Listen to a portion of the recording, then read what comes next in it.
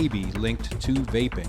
And the controversial big new apartment and retail project planned for Milwaukee suburb Bayside has been scrapped after citizens expressed their disapproval at a meeting on Tuesday.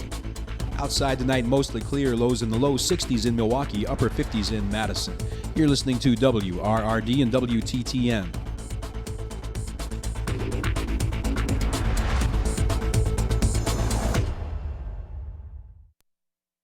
Warning, you are about to listen to the greatest radio show ever.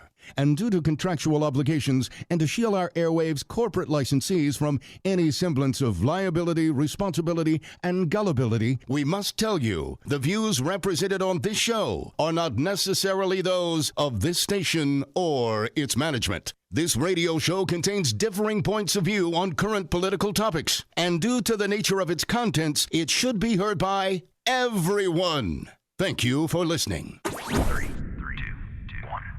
Now live from the heart of liberal Wisconsin, where the political party is just beginning, welcome to the Devil's Advocate Show.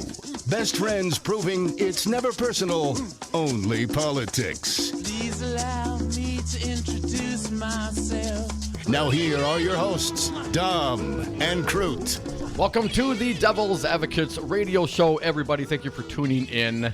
Happy Friday. It's a beautiful day here on Brady Street in Milwaukee, and we have a lot of stuff to get to today. And as the world turns, what I thought we would start out with, we're not going to start out with. So sit back, relax, strap on your seatbelt. You've never been on a ride like this before. That's not mine. But big show. We're going to start from the end, the happy hour. Brian Kelly taking over in the happy hour. Brian, thank you so much. So many grievances. I just don't know if an hour is going to help. Air your grievances. I'm going to scoot out a little bit early. Crudy's still on vacation, so don't tell him. I got a birthday party to hit to. I want to beat some traffic. So, Brian, thank you for stepping up. Certainly stick around all day. We're airing grievances. There's a lot to get to. So that'll be at 5 o'clock. 4 o'clock, James Santelle, our friend, former U.S. attorney, going to come in studio with me, get caught up on all of the legal wrangling surrounding the Trump administration, the Trump campaign, the Trump businesses, the administration's continual refusal to honor subpoenas, et cetera, et cetera. Impeachment, it's already happening. Also, at 3:30, Reid Magney, he's the public information officer at the Wisconsin Elections Commission. He's going to come on to talk about the safety or the danger of our electoral systems being logged and attached to the internet. And I'd also want to get to a piece here from, I believe this is Vice. And thank you to our pal Kurt, who sent this over to me, and anybody. We love it when people give us heads up on articles. This was a important one. And give me a heads up, Kurt. That certainly helped. Thank you so much. Anyone, you can email me, dom@darnwi.com. And this particular article, vice.com, entitled, "Critical U.S. Election Systems Have Been Left Exposed Online Despite Official Denials." So, interesting. Right away, I'm like, wow, when is this? When is this? Is this something that we missed? No, this is a brand new article. This was posted yesterday. And one of the first things I do when I get a document like this, or I do a quick word search on the doc. Wisconsin, the state of Wisconsin, mentioned in this article 10 times. 10 times! So we want to get into this. I want to get through a lot of it. There is some technical jargon in here, but I will try to make the best of the time that we have up until the 3:30 hour to give everyone as much information as I can through this article. So Reid Magney, the PIO from Wisconsin Elections Commission, we can have a conversation, and certainly you're welcome to join us on the phones as well. So let's get to this article. The top voting machine company in the country insists that its election systems are never connected to the internet, but researchers found 35 of the systems have been connected to the internet for months and possibly years, including some in swing states. Hey, we're a swing state. From Kim Zettner at the Vice.com. For years, U.S. election officials and voting machine vendors have insisted that critical election systems are never connected to the internet and therefore can't be hacked. But a group of election security experts found what they believe to be nearly 36 back-end election systems in 10 states connected to the internet over the last year, including some in critical swing states. These include systems in 9 Wisconsin counties, in 4 Michigan counties, and in 7 Florida counties, all states that are perennial battlegrounds in presidential elections. Some of the systems have been online for a year and possibly longer. Some of them disappeared from the internet after the researchers notified an information sharing group for election officials last year. But at least 19 of the systems, including one in Florida's Miami-Dade County, were still connected to the internet this week, the researchers told Motherboard. The researchers and Motherboard have been able to verify that at least some of the systems in Wisconsin, Rhode Island, and Florida are in fact election systems. The rest are still unconfirmed, but the fact that some of them appeared to quickly drop offline after the researchers reported them suggests their findings are on the mark. Here's a quote from Kevin Skoglund. Here's a quote from Kevin. "We discovered that at least some jurisdictions were not aware that their systems were online," said Kevin, an independent security consultant who conducted the research with the 9 others, all of them longtime security professionals and academics with expertise in election security. Kevin is also part of an advisory group not associated with the research that is working with the National Institute of Standards and Technology to develop new cybersecurity standards for voting machines. In some cases, the vendor was in charge of installing the systems, and there was no oversight. Election officials were publicly saying that their systems were never connected to the internet because they didn't know differently. The systems, the researchers found, are made by Election Systems and Software, the top voting machine company in the country.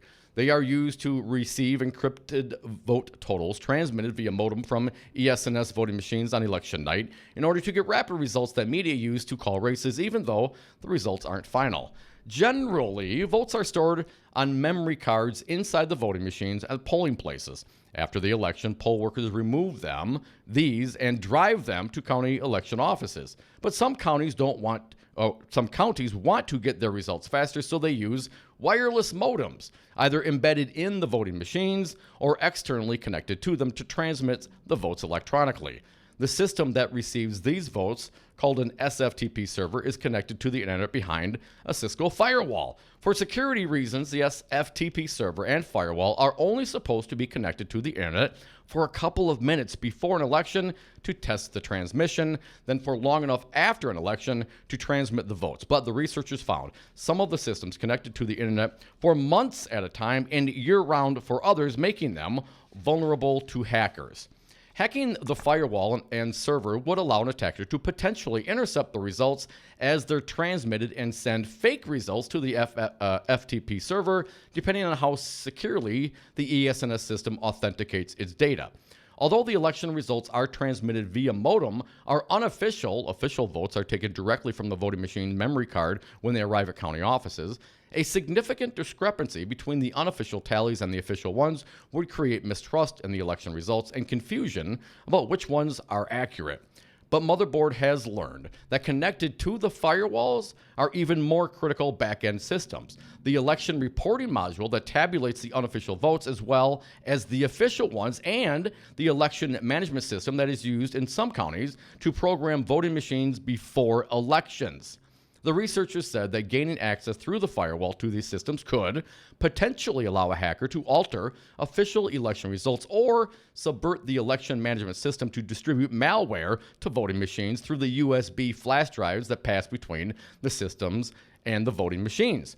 Online, the researchers can only see the firewalls configured in front of these systems and cannot see anything behind them. A federal law makes it illegal for them to probe beyond the firewall, but ES&S documents posted online in various counties show that these critical back-end systems are connected to the firewall, and ES&S also confirmed to Motherboard that this is the correct architecture in counties that want to transmit results electronically. ES&S has long insisted that election management systems are air-gapped, that is, not connected to the internet or connected to any other system that is connected to the internet. And the company insists to Motherboard that the diagram it provided isn't showing them connected to the internet. And here's a quote from Motherboard. There's nothing connected to the firewall that is exposed to the internet, Gary Weber, Vice President of Software Development and Engineering for ES&S, told Motherboard. Our election management system is not pingable or addressable from the public internet. This makes them invisible to bad actors or unauthorized users, he said. But Kevin said this misrepresents the facts. Anyone who finds the firewall online also finds the election management system connected to it.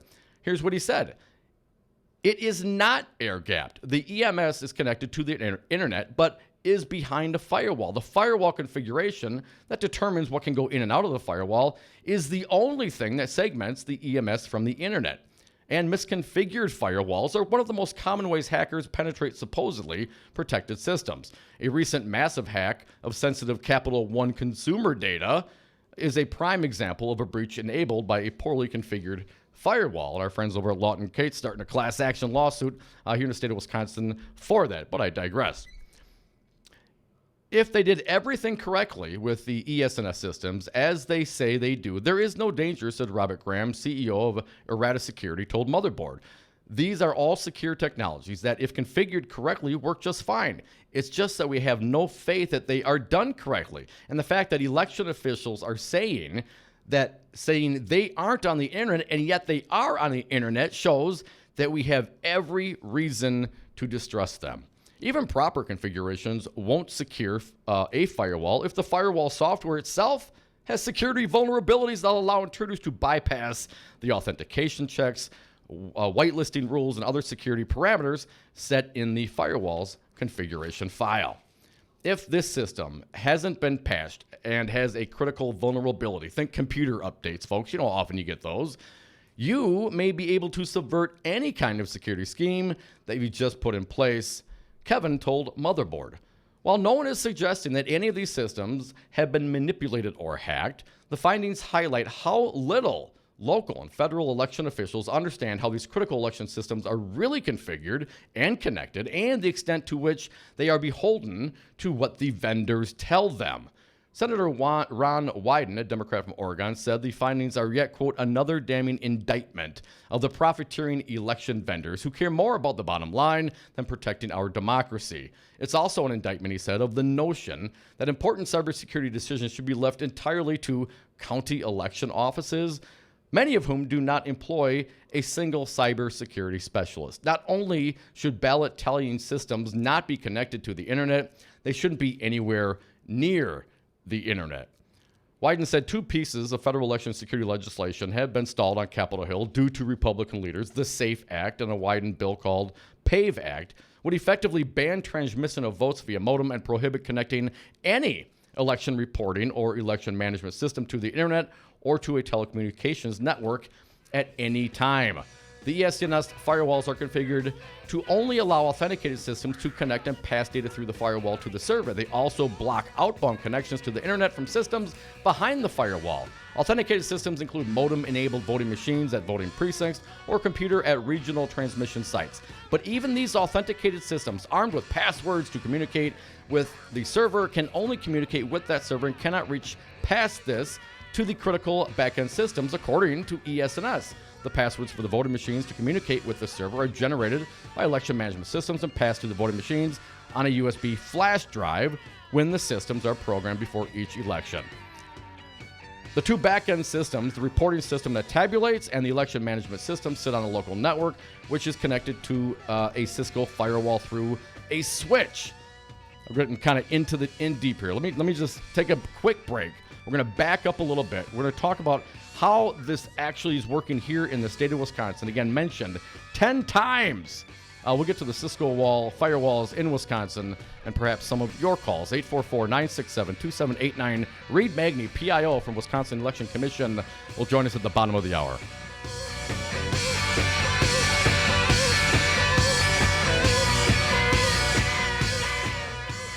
The process is rigged. This whole election is being rigged. Amalgamated Transit Union Local 998 is made up of the drivers and mechanics, professionals in Milwaukee. We keep the buses running all night long and all over the city. I'm one of them. After more than 20 years, I have seen it all, from bad drivers to hostile passengers. Just last week, one of my coworkers had a gun pulled on her. Enough is enough. We get Milwaukee to work. We get them home again. Our working conditions are your safety conditions, and we need help to provide improved safety and security for drivers and passengers. Call Chris Aberly at 414-278-4338 and tell him to stand with ATU 998. Make safety and a fair contract a priority. This message paid for by ATU Local 998.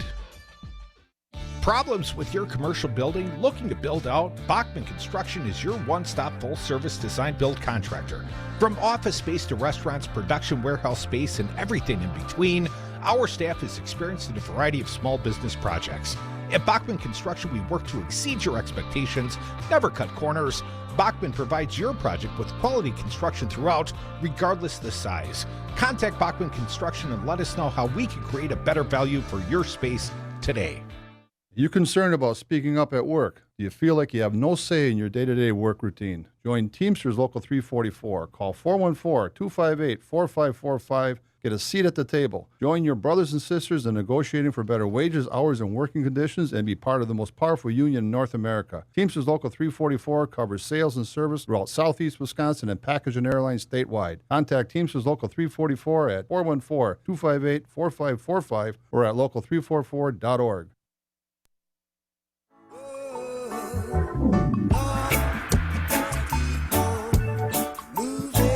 I would have gotten away with it too if it wasn't for those meddling devil's advocates.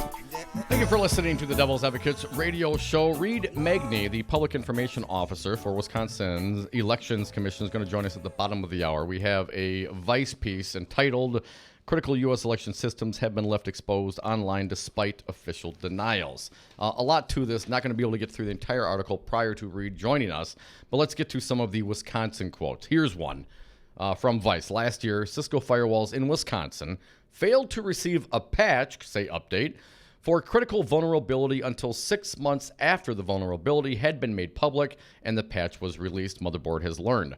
Patch delays aren't unusual in states that require their election system to be state certified as well as federally certified. A patch that needs to be applied to a certified system generally has to be reviewed for compliance with the certification requirements before it can be applied. But 6 months is a long time, and this means systems were vulnerable to attack during a lengthy period before the 2018 midterm elections.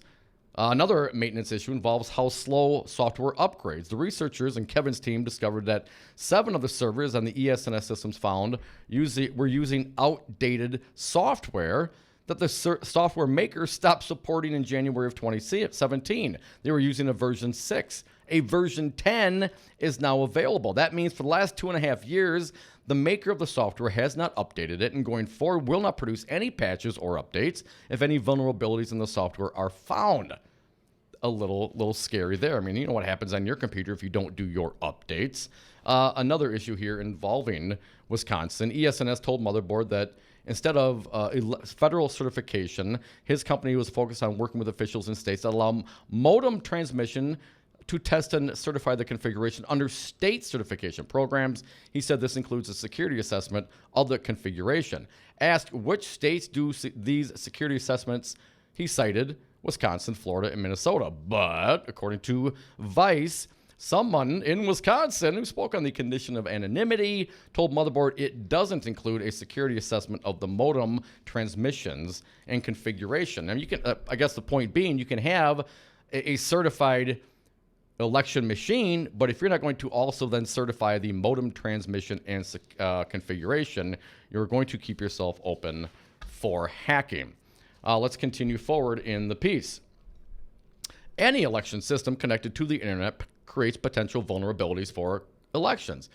But the 9 systems in Wisconsin and 4 in Michigan that the researchers found raised particular red flags, since these were 2 states among the 3 where Green Party presidential nominee Jill Stein sought a recount in the 2016 presidential votes. All 3 states, which included Pennsylvania, produced results that were contrary to election polls and prior state voting trends, although there was no specific evidence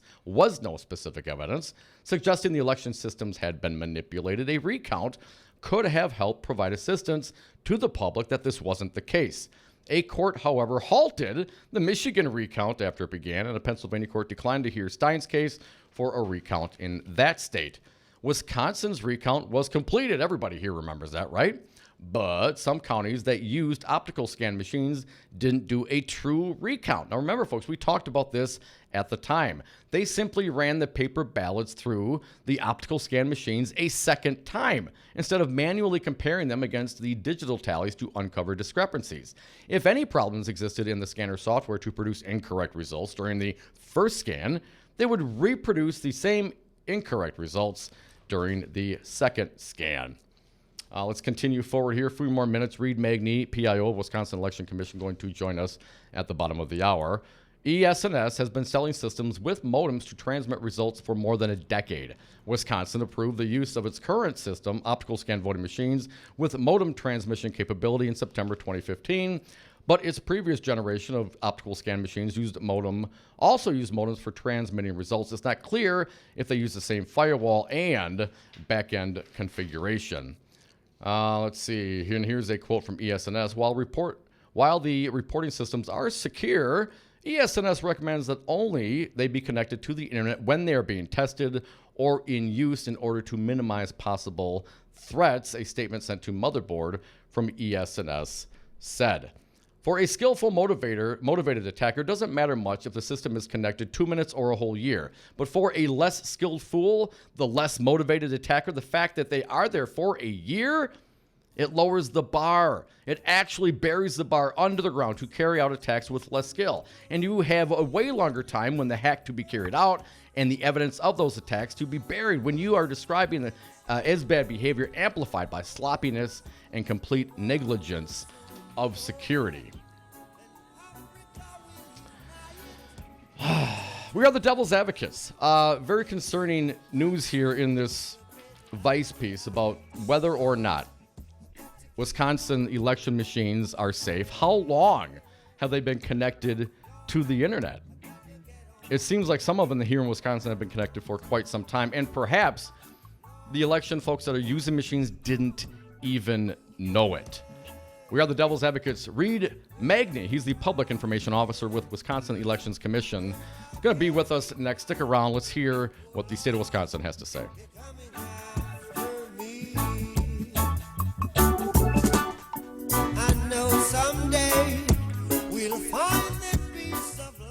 Just remember, what you're seeing and what you're reading is not what's happening.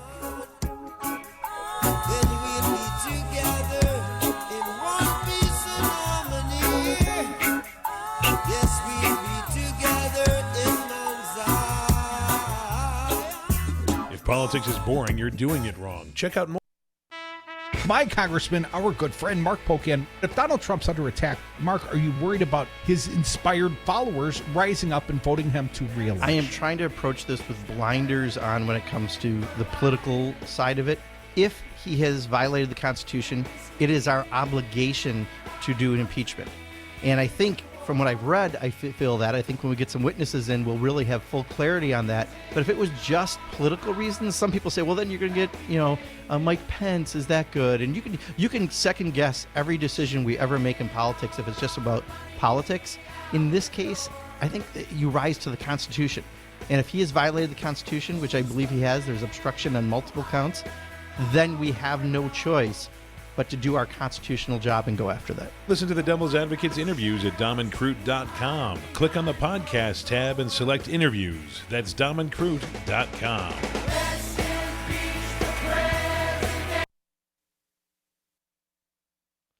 You are listening to WRRD 1510 AM, Waukesha, Milwaukee. Always streaming at newstalk1510am.com. From the Capitol in Madison, this is Wiz Politics Midday. Good afternoon. I'm Pat Pobletti, and our report for Friday, August 9th is brought to you by Spectrum. Dem Rep Jimmy Anderson told colleagues he is making one final request for Speaker Robin Vos to provide him accommodations for his disability before taking legal action, and asked them to sign a letter supporting his stance. But first, a spokesman for Lieutenant Governor Mandela Barnes blamed a former staffer on the Milwaukee Dems campaign team for indicating that he graduated from Alabama A&M. In a profile in the Liberal Isthmus, Barnes said he received an incomplete grade in a class, a, quote, small technical thing that was never resolved and prevented him from graduating. But in a questionnaire in the lead-up to last fall's election, Barnes indicated that he had a bachelor's degree from the historically black university. Barnes spokesman Earl Arms said in an email that it was an error made by a former campaign worker. Additionally, Royce Kim, who is Governor Tony Evers' Director of Operations, has left the administration to become Deputy Organizing Director of Kamala Harris's presidential campaign in New Hampshire. Kim worked for the state Dem Party during the 2016 and 2018 cycles as a field organizer and then as a regional organizing director. He then served as Deputy Director of Operations for the Evers transition, according to his LinkedIn page. Finally, in a letter to colleagues today, Anderson, who's paralyzed from the chest down and confined to a wheelchair, requested 4 accommodations that he said are required under the Americans with Disabilities Act. Being allowed to call in for Assembly committee hearings that he can't attend in person, as members of the Senate can, no more overnight floor sessions unless they are an emergency, for all committee hearings and floor sessions to be, quote, during reasonable hours, and to assign an ADA coordinator to determine when disability accommodation requests should be granted to maintain compliance with federal law. A Vos spokeswoman said the letter was being reviewed. Vos opposes allowing members to call into committee hearings, saying he finds it offensive to witnesses who come to the Capitol to testify. He instead offered a videographer when Anderson can't make a hearing. For WisPolitics Midday, sponsored by Spectrum, I'm Pat Popoletti. This has been WisPolitics Midday. For more state government and political news, visit wispolitics.com. 5 your local single-source IT solutions provider, specializing in cloud technology, consulting, servers, networks, and hosting. We manage your IT so you can focus on running your business. Enjoy technology. Enjoy 59s.com. Hey Milwaukee, I'm Sherwin Hughes, host of The Forum from 9 a.m. to noon on WRRD 1510 a.m. Always streaming live on newstalk1510am.com.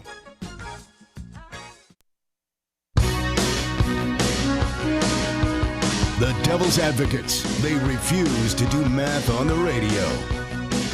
And we are back. Thank you for listening to the Friday edition of the Devil's Advocates radio show. We've been talking about election security, specifically election systems left online despite official denials. A piece posted at vice.com. Of course, very concerning. We had recently on this fine program Karen McKim from the Wisconsin Election Integrity talking about our secure systems, and we see this piece today. So I figured I'd go right to the source, and I now do appreciate Reid Magney. He is the Public Information Officer at the Wisconsin Elections Commission, and he joins me on the phone right now. Reid, thank you. Welcome to the Devil's Advocates. Nice to be here as always. I appreciate it once again, Reid. Before we get into this, you've been in this, call it business, for a long time, sir. Why don't you give a little bit of background about yourself and how long you've been dealing with elections here in the state of Wisconsin?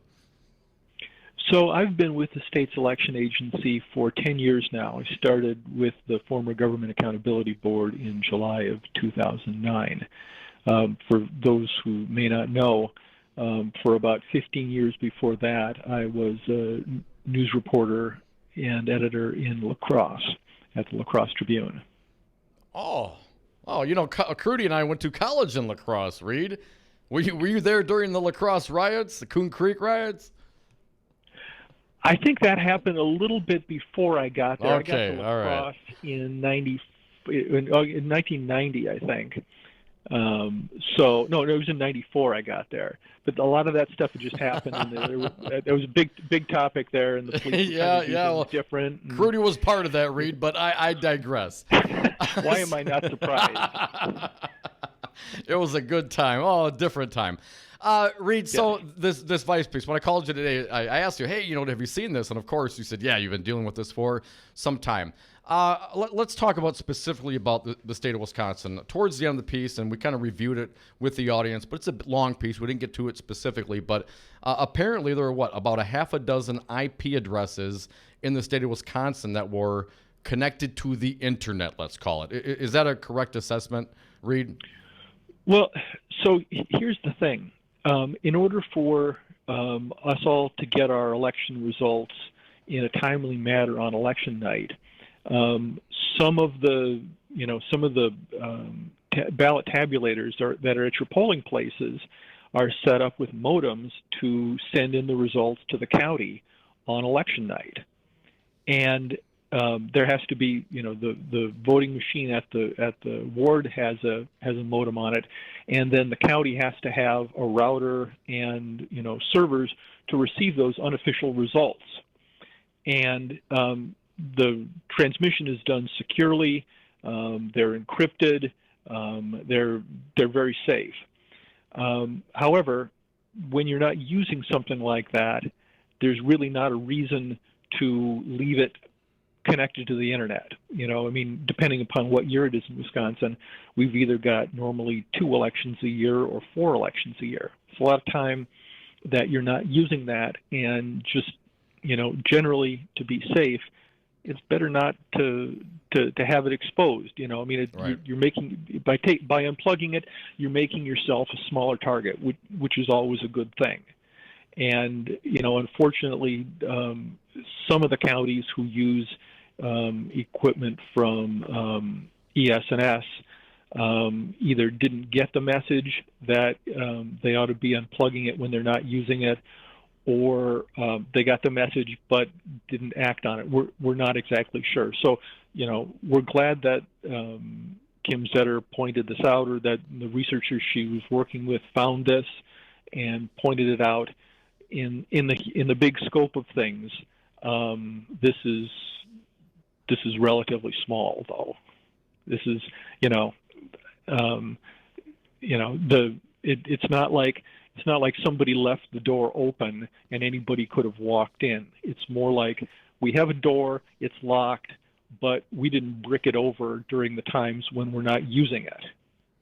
Reid, it seems like there's been some, not necessarily here in the state of Wisconsin, but it's the information coming out about how this all works. And it seems very complex. I mean, I get it. It's networks or securities, but anything's vulnerable to a hack. I think that's kind of the point. But the information seems to be a little slow coming to the public. We had Mark Thompson on a while back, who apparently had some issues when we were kind of notified or not notified by the federal government about attempts to hack. And then, more information comes out. Oh, there were a couple counties in Florida. Yes, they actually did penetrate some of these systems. And then we come to find out, last couple of weeks, yes, attempts were made, or every single state in this country was attacked. And it just seems to be continually dripping out. And then now we find out that, well, even though some officials, I'm not going to necessarily, not blaming anybody, I'm just concerned that people may not know. And if you don't know, and again, a lot of these election workers, as our friend pointed out, are temporary workers with limited training, and certainly not, and bless them for their civil advocacy for showing up and being there in these polling places. My mother-in-law did it for many years. It takes a lot of time, a lot of effort to do so, but certainly they're not patching firewalls, Reid. You know what I mean? So how do we get a grasp of this and put it all out there on the table so we know what our vulnerabilities are, so we can come up with a game plan to make sure that there's nothing nefarious going on? Sure.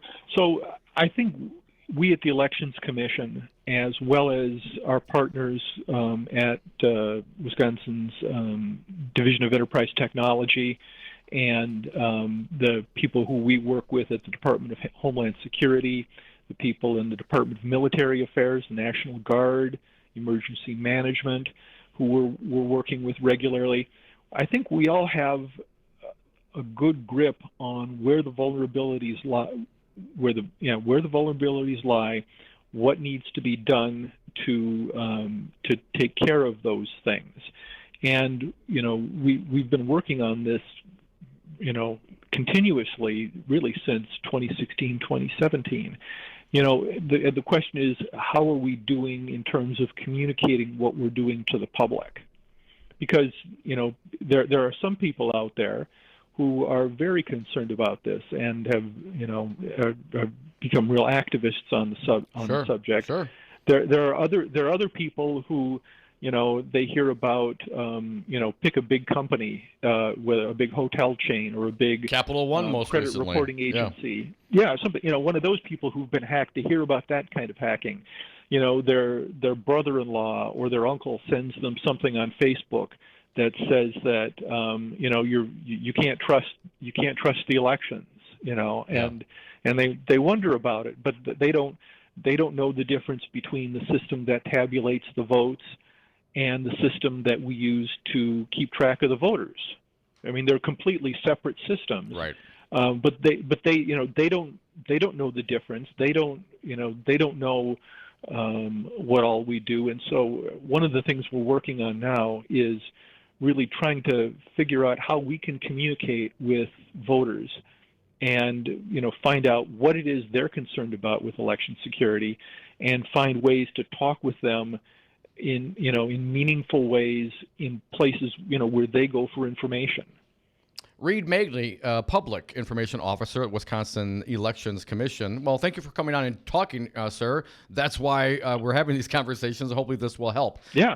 The Vice piece also referenced an anonymous Wisconsinite saying, and this was what they said, that the certification of these units don't include a security assessment of the modem transmissions and configurations. Is that an accurate statement to your understanding, Reid? Well, as you read it, I think you left a part out, and that part is that they're saying that the state of Wisconsin doesn't independently verify the security of the modem transmissions, and that's a true statement. So here's what the other thing that we don't do when we approve a new system, a new voting system in the state, is we don't tear apart the code, behind it either. The way these things work is that a company makes a voting system. The things that count the ballots, the hardware and the software that manage the whole system, and then they go to the federal government. There's an agency called the U.S. Election Assistance Commission, which actually certifies and tests equipment. And that group, as well as other independent labs, they tear the equipment apart. They go through it line by line. They make sure that everything works. And once the federal government has done that, then these companies come to the states and they say, State of Wisconsin, can we sell this piece of equipment here?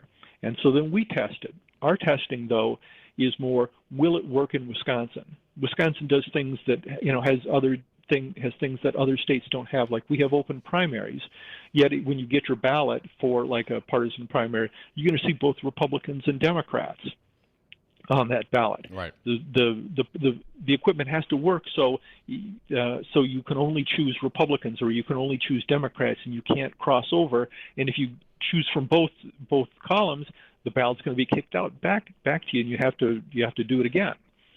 That's something that other states don't have. You either get a Republican ballot or you get a Democratic ballot in some other states. So we do the testing to make sure that it works. As far as the modems are concerned, we do go out on the road.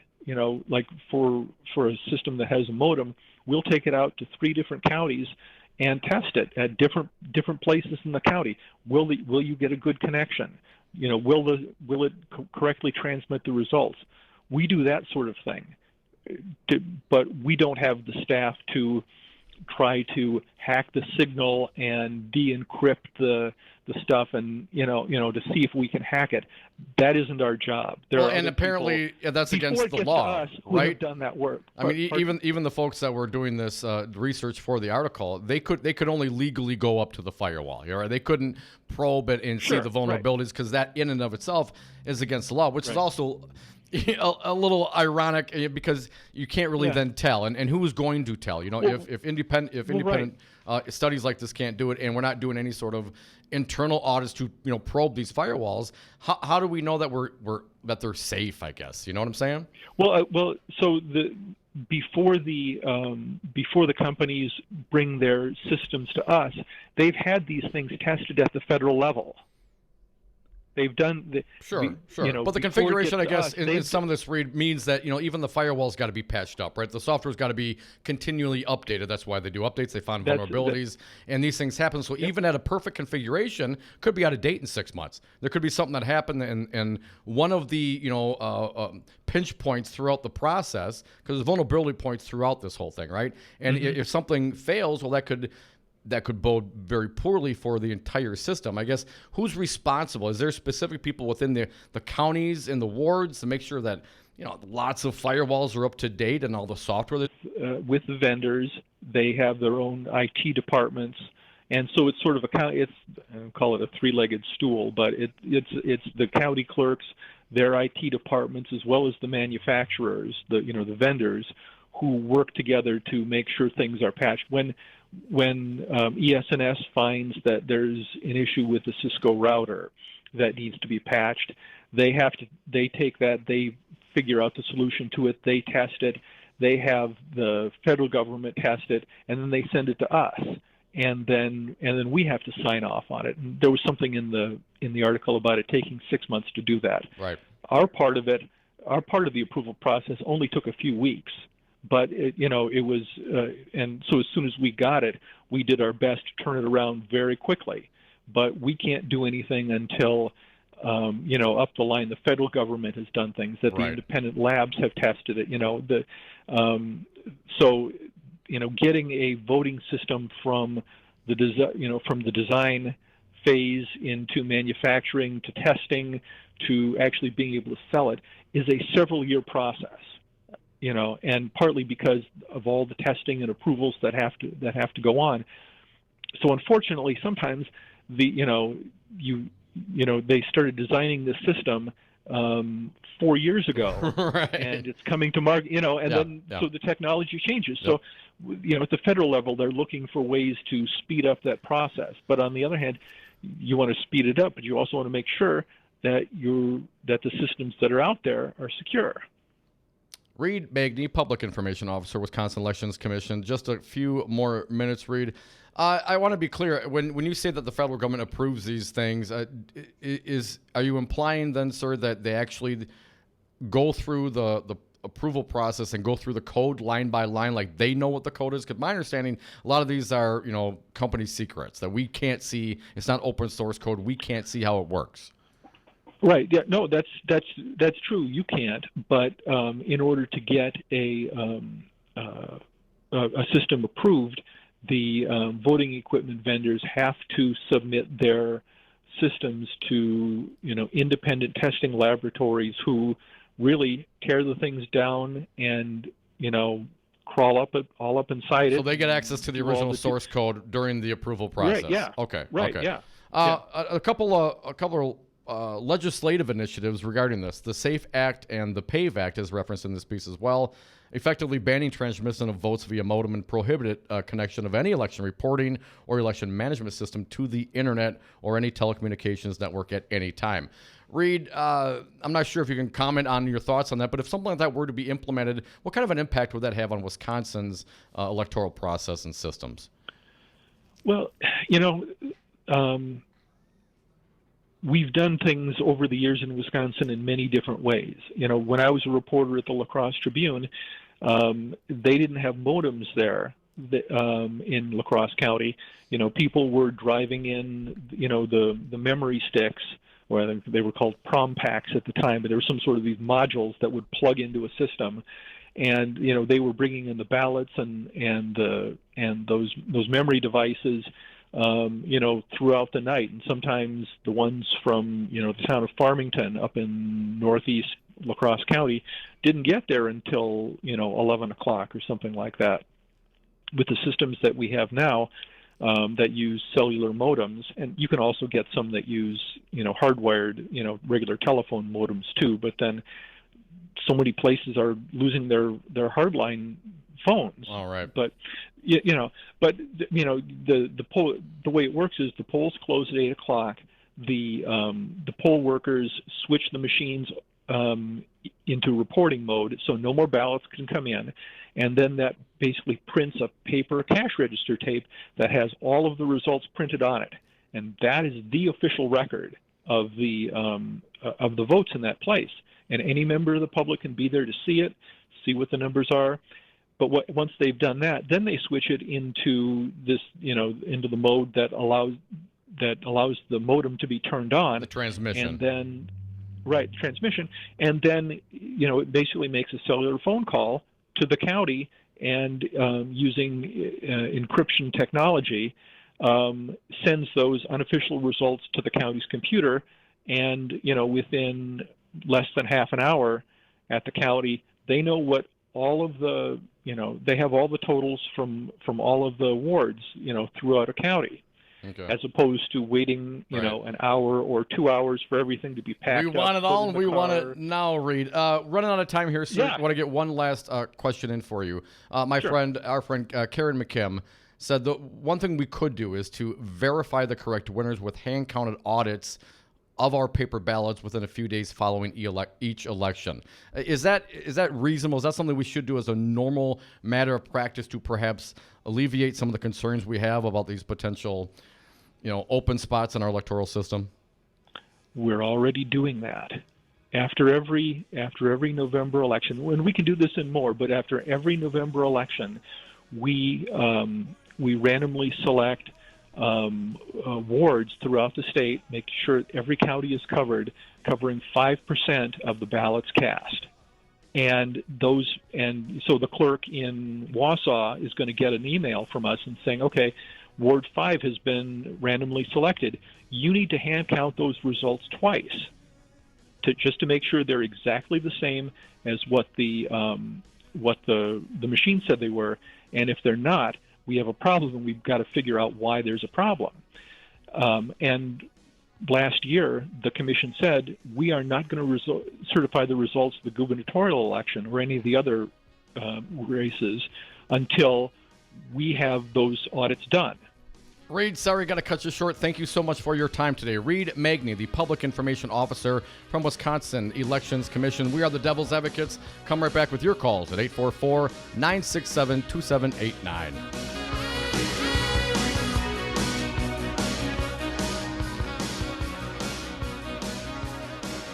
We better be careful because that election is going to be rigged. And I hope the Republicans are watching closely or it's going to be taken away from us.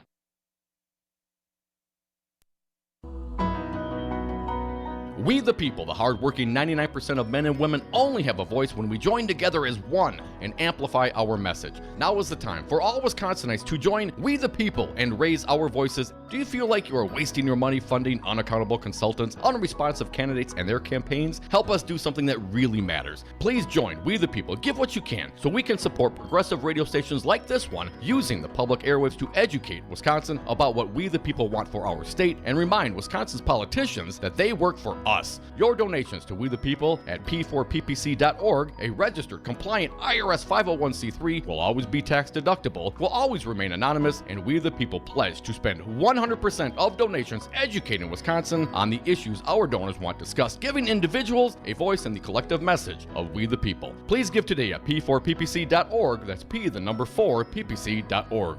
We the People need you. Hi, I'm Kelly, and my family owns Madison Liquidators, a company with sustainability as our business model. We are excited to announce that we are moving into a bigger, nicer location, allowing us to serve you better with expanded inventories of both new and used office furniture. Right now, we will give you a great deal because we would much rather move any of our current inventory into your office than our new space. Check out our complete inventory online at madisonliquidators.com or come make a deal off Pleasant View Road in Middleton before moving day. This is Dom from the Devil's Advocates. You know, in the 7 years that Crudy and I have been doing the show, we have never had a more engaged, dialed in, and motivated audience, and we love them for it. Now is the time for you to reach the greatest audience ever. Call now, advertise with the Devil's Advocates and Real Resistance Radio. Market your products or services, get your message out, join the resistance. Call us at 414-635-0872. That's 414-635-0872 or go to realresistanceradio.com.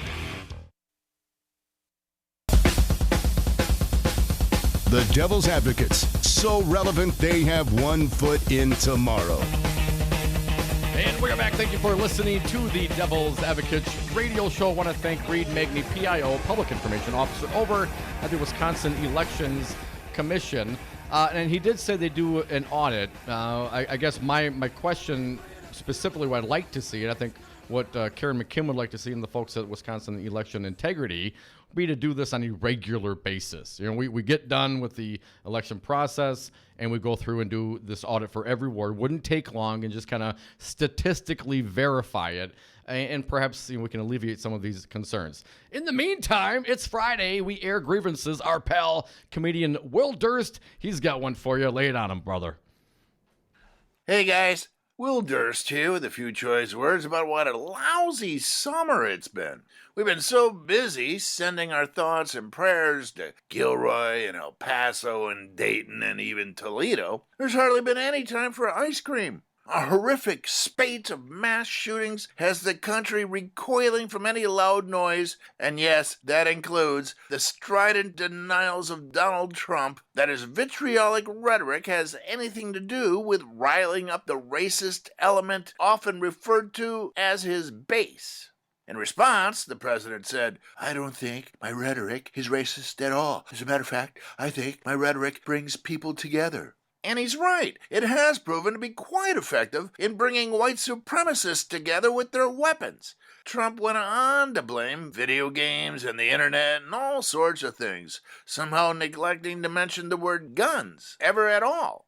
He claims the only answer to this spray of terror is his desperately needed immigration reform. He did, under intense pressure from vulnerable GOP congressional candidates, manage to mumble something about racism being bad. Of course, it would have been easier to understand if he had taken off his hood. The question is, how many people heard Donald Trump talking about hatred and mental illness being responsible for the madness and then screamed at the television, "You! That's you! You're talking about you!" He continues to claim that he doesn't have a racist bone in his body, so it must all be in his soft tissue, and that's a lot of soft tissue. Can't wait for the upcoming announcement by the president that there is no room in his administration for racists because all the slots have been filled by his family. For WRRD 1510 AM Wisconsin's Resistance Radio, I'm Will Durst. One of our favorites here, Milwaukee's own. Thank you, my friend. We're the Devil's Advocates. Our pal, Jim Santelle, former U.S. Attorney, coming on in the 4 o'clock hour. We're going to get updated on all the many, many, many legal entanglements of this administration and, everybody around Trump. We'll get updated with Jim and, of course, your calls, 844-967-2789. It's Friday. We air grievances. Come back with us, or I have another one.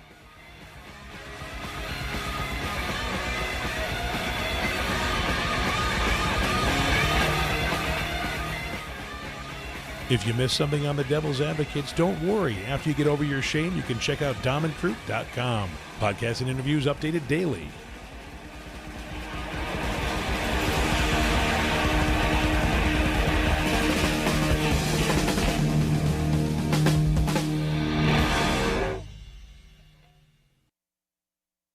You concerned about speaking up at work? Do you feel like you have no say in your day-to-day work routine? Join Teamsters Local 344. Call 414-258-4545. Get a seat at the table. Join your brothers and sisters in negotiating for better wages, hours, and working conditions, and be part of the most powerful union in North America. Teamsters Local 344 covers sales and service throughout Southeast Wisconsin and package and airlines statewide. Contact Teamsters Local 344 at 414-258-4545 or at local344.org.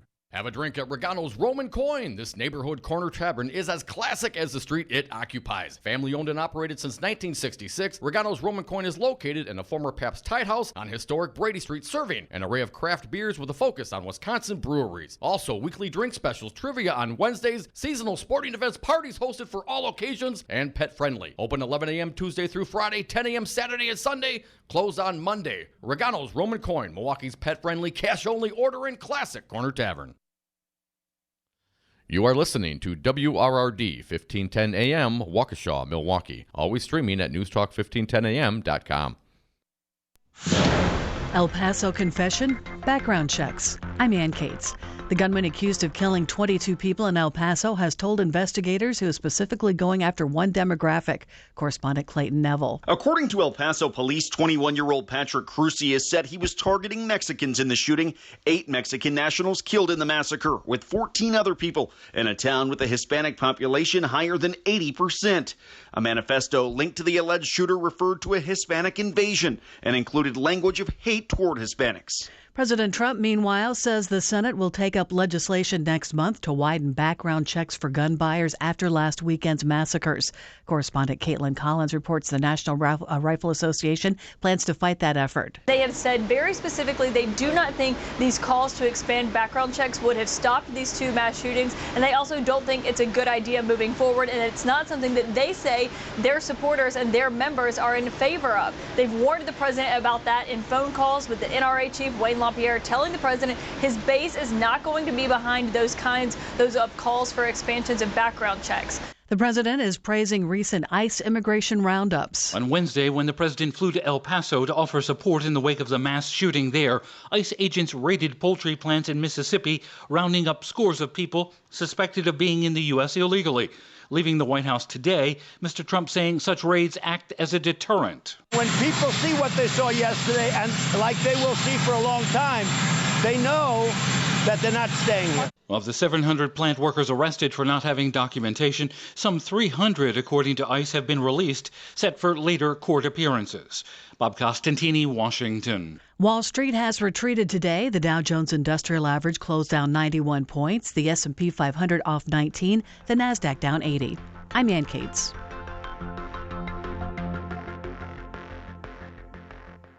Youth vape.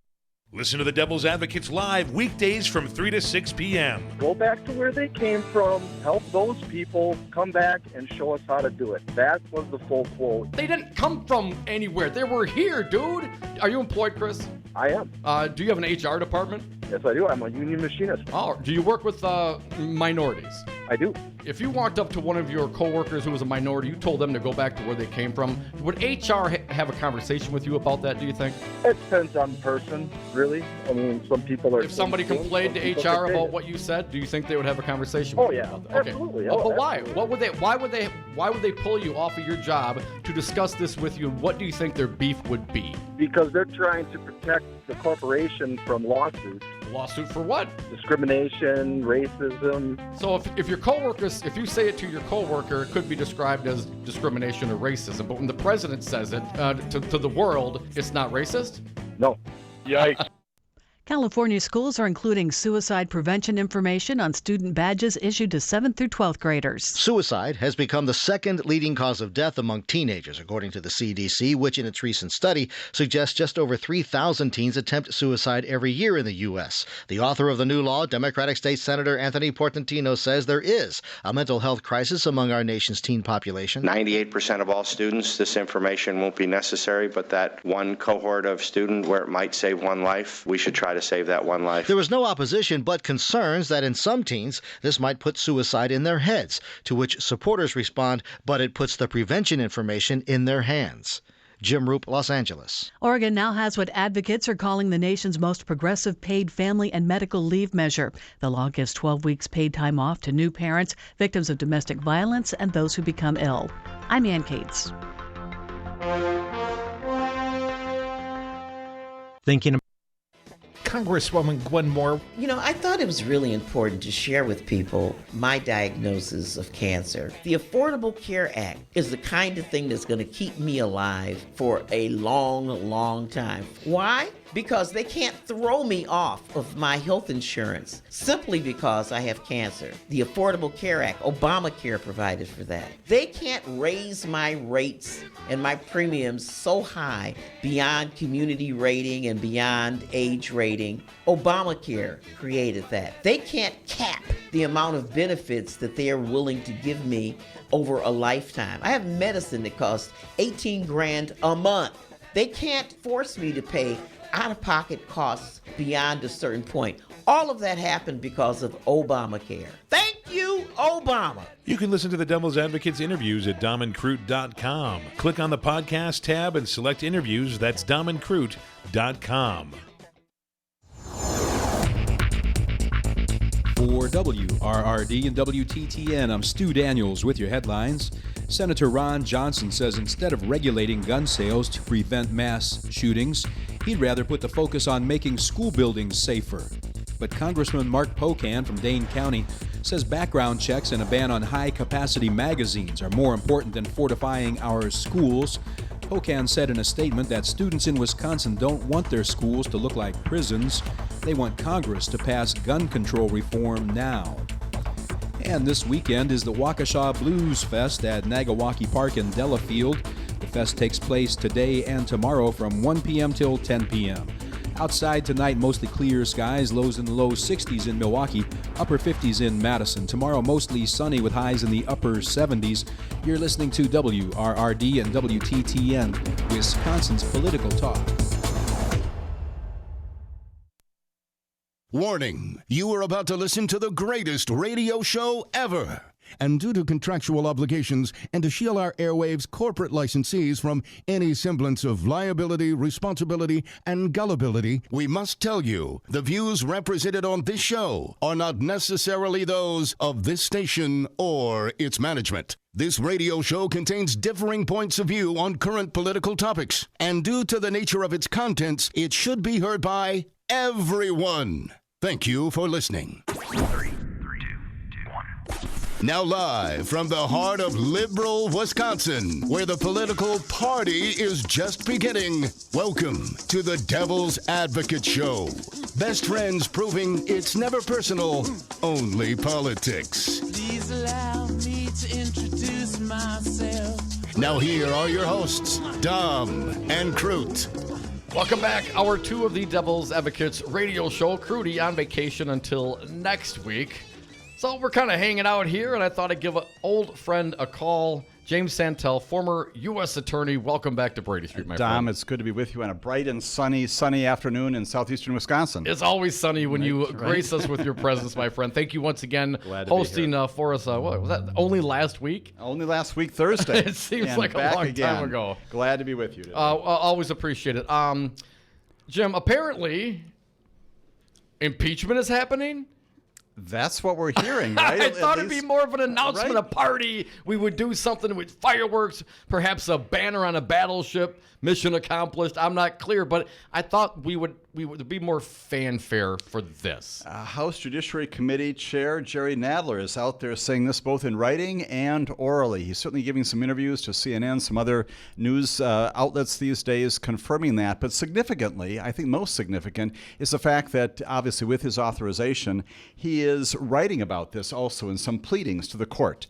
And those are in connection with the efforts to get Don McGahn and presumably one day others to testify in front of his committee, perhaps others as well. And in the midst of those pleadings, he's also confirming the need for this testimony because it relates to the I word, which is impeachment. And there's some very interesting language there. Talks about how Mr. McGahn is the most important witness other than the president, the key events at the center of the investigation into possible obstruction of justice by President Trump, behavior detailed by Special Counsel Robert Mueller, which we've talked about at great length in the past, and then, of course, goes on to talk about the constitutional duties of the Judiciary Committee. Requires a substantial period in advance of the date, which he's talking about, the timing of all this. Every day, he says, the Judiciary Committee is, without McGahn's testimony, further delays in its ability to pursue its inquiries on issues of national importance before the current Congress ends. Time is of the essence. Exactly. And that is his way of saying, again, that's not a pleading. That's writing this to the court and plainly had to be endorsed by the leadership there. He is saying basically that the longer this takes, the more our capacity to pursue impeachment, to do these inquiries, the more that's stymied. Time is of the essence, as you just said, Dom.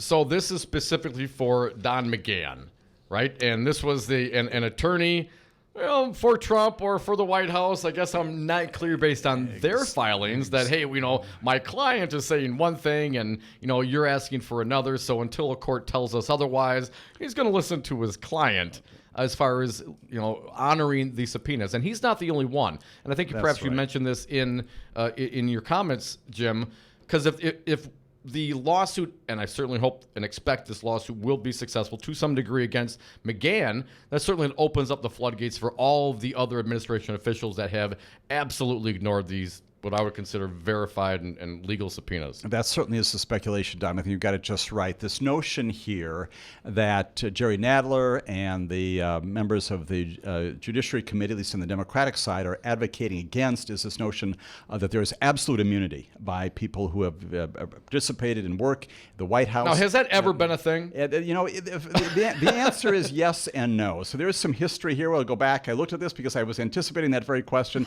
2008. The House Judiciary Committee sued George Bush and specifically White House counsel Harriet Miers, remember her from history, for defying a subpoena. And the district court at that time rejected that claim, said no such thing.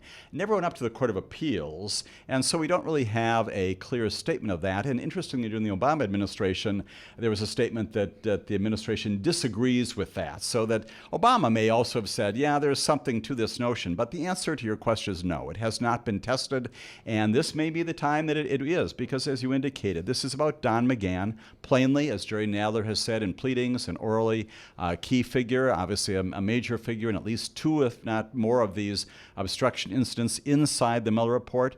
But there are those other names out there that you're suggesting, Dom, and that's people like Hope Hicks, the communications director, who's been in the news not too long, John Kelly, former White House chief of staff, Reince Priebus from Wisconsin, of course, the first chief of staff, also provided information to Mr. Mueller. So all those people who used to work at the White House, they could arguably be swept along, depending upon what the court says, absolute immunity or not. And so this has got implications far beyond just the Don McGahn testimony, although appropriately starting there because of the centrality of what he said to Bob Mueller. Now, the way I expect this to go out based on, kind of history and my expectations being not really met is that the courts will say, well, he doesn't certainly have absolute immunity, but he may have immunity on some items, and then they have to kind of work around that. What's your expectation? Sure, and that's what courts often do, right? Much to our frustration, both lawyers and non-lawyers look at these things, and they always parse through, and they come up with some analyses that sort of divide things in half and say, this is okay, that isn't okay. So I think, again, you probably got this exactly right. My guess is, once again, that the court may say, this notion of absolute immunity, no. You can't prevent someone from testifying completely, but are there certain portions of this? Sure. Probably some national security things. Maybe there is some sense of a privilege, although even that's subject to an awful lot of analysis out there. And so it may parse those things that Don McGahn and others can say and those things he cannot. And so we may get that kind of a ruling, some kind of a statement about what can be said. But again, the importance of this is that time, tick-tock as we go forward here, and this notion that the Judiciary Committee, at least from its chair right now, is saying this is a part of our impeachment inquiry. And it's articulated to the court clearly without any equivocation. That's where he's going. No, and I guess, and that's why it's a little bit still not technically in my mind a pure impeachment, because they're considering whether to impeach, and in doing so, they need to get access to this information. And then if they get this information and in their minds it verifies what they think are high crimes and misdemeanors and obstruction and so forth, well, then they would actually go through with the official filing of impeachment articles. I think that's probably right procedurally. Again, as I've said before, we've discussed this, Dom, you and I and Mike have. The Mueller report in so many ways, as to the obstruction piece and arguably even as to the Russian interference piece, it is what I call a prosecution memorandum. An awful lot of other people have said that. So to my mind, it's so well detailed, so many footnotes there describing exactly who said what when, that piece of it, I think you can make the credible argument that investigation has been done. It's right there, right? It's all there, yeah. And you can make the argument that to the extent that you're focusing on obstruction items, you've got 10 of them to select from. You've got maybe 6 to 8 or so that are viable. You could write some articles based upon what you've got right now. And so, to your point, I think what Jerry Nadler is saying, that's in front of us. We've got these other tendrils we'd like to explore. And of course, we also know that there are those other lawsuits out there that are also pending. House Ways and Means is filing a separate lawsuit on the Trump tax returns. That's out there. And we also have the Judiciary Committee, again, the same committee that Jerry Nadler chairs, that's seeking to have some portions of that report officially, formally redacted when they go to grand jury 6E matters, all those redactions that talk about grand jury. So those things are still pending out there, and so those are all related to this. And then beyond that, we've got many other things that could also be on the plate. Has Nadler and the Judiciary Committee reviewed the unredacted Mueller report yet? It's probably likely that some of them have, and again, I don't know exactly where those lines are drawn, but highly likely that given some of the in-camera statements have been made about reviewing this without public notoriety, there are an awful lot of people who have seen this. The point of it, again, going to exactly your question, is if in fact the House premises some of its impeachment articles, again, assuming that's where we're going, on portions of the report and specifically makes reference to grand jury material, that's got to be in the public domain because then you're not only violating Rule 6E, you're not only violating grand jury secrecy, but you want that larger piece out there. You want the public to know. But that presumably, this is, it could be the fact that they already know. Exactly. And they got to go through the process to get this, the 6E, perhaps some of this stuff public. Exactly. And so that when it hits in the part of the impeachment articles, again, if that happens, we are not surprised by it. And it's a part of the public record already. To your other point, many other things could be the subject of other impeachment articles beyond just obstruction, beyond just Russia. And so those are the kinds of things that Jerry Nadler's inquiry could also be pursuing beyond the Mueller report. It's a pre-impeachment party here on the Devil's Advocates. Our friend Jim Santelle, former U.S. Attorney, in studio with us, going to stick around for a little while. Have lots to catch up on. Jim, when we come back, I also want to talk. You mentioned, some of these lawsuits regarding the tax returns. Well, Trump's like, well, you want this? I'm suing you, just like Trump does. I mean, this is exactly his MO. Also now suing the state of California. That state wants their presidential candidates to release their tax returns in order to be on the ballot. Is that constitutional? Is that proper? I would think it seems to be a reasonable request, but I want to get Jim's take on it as well as your phone calls at 844-967-2789. We're the Devil's Advocates. We'll be right back.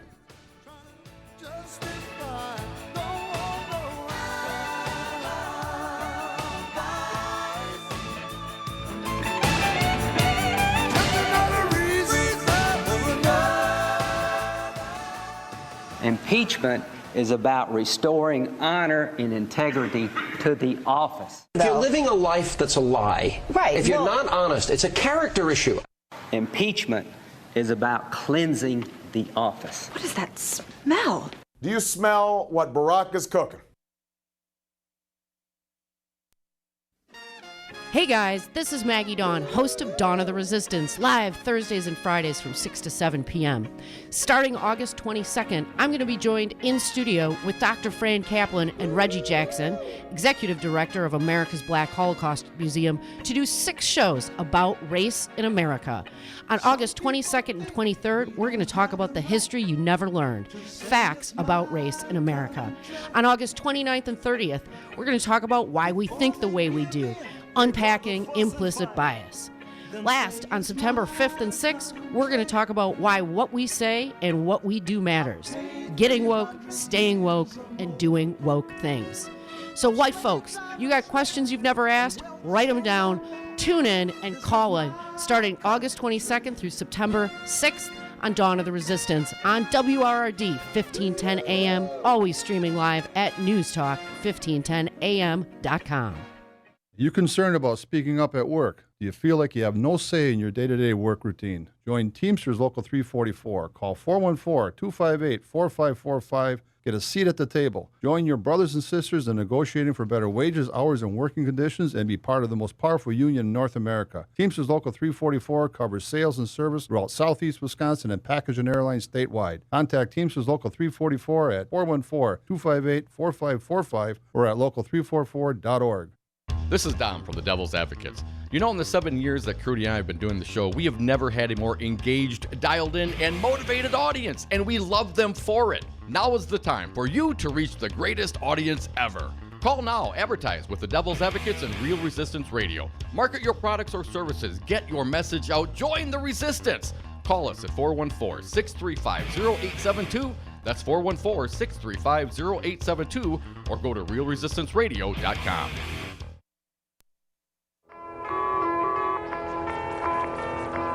The Devil's Advocates, because it's always 420 somewhere. are back from the 420 break. Thank you so much for listening to the Devil's Advocates radio show, streaming on YouTube and Facebook, on Twitter at Devil Radio, and the political party line. Air your grievances. Join us at 844-967-2789. Crudy off, my co-host for this hour, Jim Santelle, former U.S. attorney, in studio with us. Jim, thank you once again for coming in. Dom, good to be with you. Always a fun time. Trump's tax returns. Now, we know that, Trump is a you sue me, I'll sue you kind of guy. I mean, all the lawsuits, we've talked about it ad nauseum when he was running for president. This is his style. Now people want information. And the state of California has basically said, you want to run for president, we're going to make it a rule, a law that you must provide tax returns to the public. Jim, I see where there could be some issues here, but I also think that it's not necessarily an unreasonable request. Where do you come in on this whole topic? Sure. So there are two thoughts that I have in it. One is that litigation, right? We're talking here about many, many lawsuits, as you just indicated. And it's a part of a strategy, plainly, and it's not just Donald Trump's strategy. Whenever you are in a position of being defensive about things, that's regrettably what we do in America today, right? We sue. And so certainly the fact that we've got these lawsuits that are attacking not only the state of California, but also, again, we've got at least 2 lawsuits against committees on the Capitol Hill. He sued Deutsche Bank. He sued his own accountant, all of them to stop producing his information. You may not have a sense that those will all be successful, but what they do is what we talked about before the break, which is delay, right? You file motions, you file pleadings, you do some discovery, and months pass, and all of a sudden you come to an end of a term, and you may not have any resolution of this. And so part of this is just delay, I think. Part of it plainly is to prevent the documents from being released. My own sense of this is that states also have some sovereignty to them, and they plainly have an important part to play when it comes to elective politics in America. And so, again, a judge much brighter than I will ever be is going to decide that at some point down the road.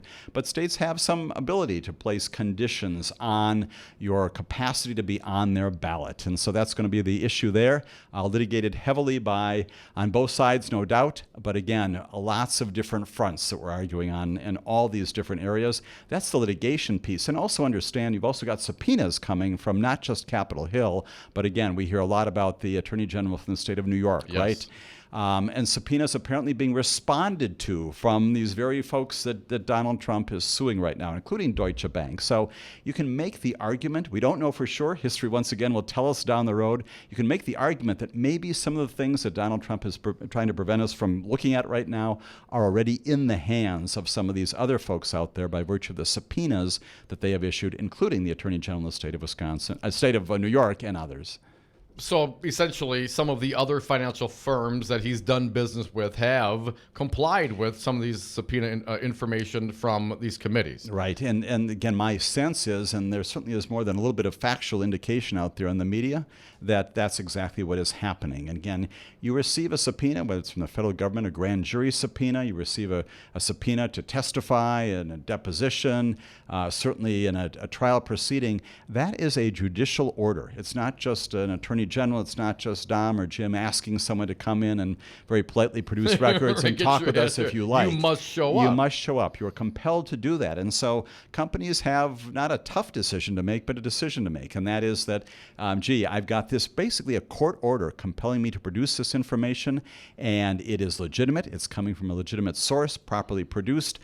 We're obliged to produce that, absent some judge somewhere saying, nope, stop, don't do that. And that's the reason why you've got the lawsuits to Deutsche Bank and these other sources of information trying to prevent them from doing that. My sense is that the horse has sort of left the barn in some of these areas already. So what do you think the continuation of that is? I mean, we have all these separate lawsuits and organizations trying to get information. Is there any sharing? If one of these organizations, if New York Attorney General, gets a tax return from one of the, call it Citibank, which someone they did business with, someone that's not really in the light right now in everyone's top of their mind, but Trump filled out an application, submitted some things, and they gave it over, and maybe it's too late for Trump to even say, hey, you can't do that. If they have that, do you see that?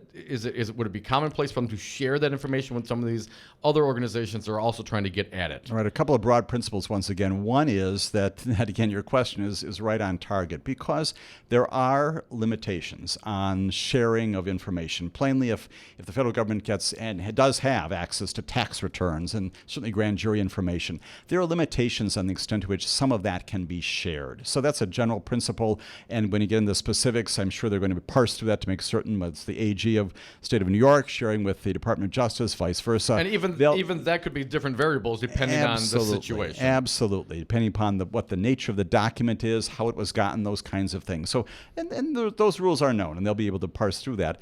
The more general observation is that law enforcement does cooperate. And again, I think about southeastern Wisconsin, I think about eastern district of Wisconsin, western district of Wisconsin, throughout the entire nation here.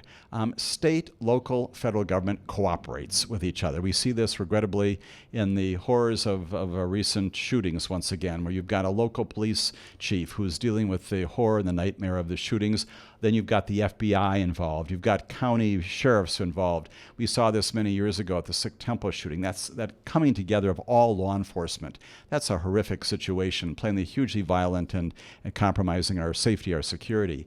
That applies, however, to these other areas as well, white-collar offenses, where, again, if there is reason to believe that there is fraud being committed, whether it's a healthcare facility, whether it's a defense contracting company, and there are shared responsibilities to enforce, is there sharing going on among law enforcement? You bet there is. Now, it changes a little bit from area to area. When people come to Wisconsin, they're always stunned at the extent to which our local, state, and federal authorities do cooperate. There's sometimes a little turf wars that can go on. Sure. That happens. Sometimes we have to resolve those even locally. But for the most part, law enforcement gets it now, that there really is not a bright line anymore between the investigative capacities of one area and another. There are things that the federal government can do that states cannot do, and sometimes vice versa. So it is shared, and I would not be at all surprised if some of that isn't already the subject of discussions between folks at DOJ and the attorneys general and others out there who are looking at these things.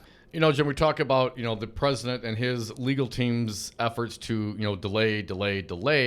But then we see this filing from the Judiciary Committee and Nadler stating, basically time is of the essence. And I've heard Nadler last night on the news talking about, hey, maybe we can get some of this resolved as soon as October.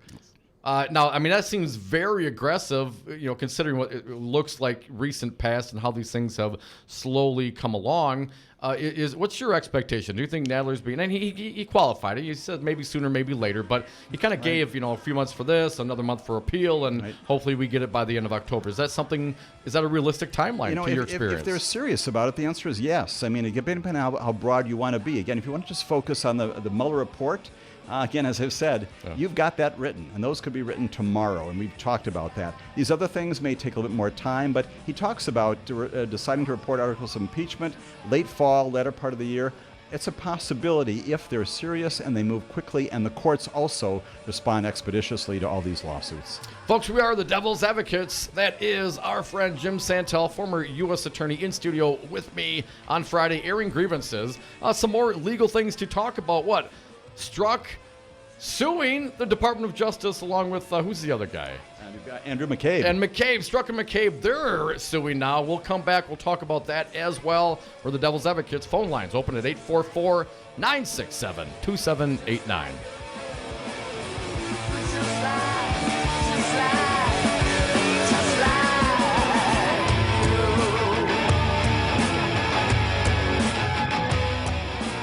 Want to be more presidential? Tweet the Devil's Advocates at Devil Radio.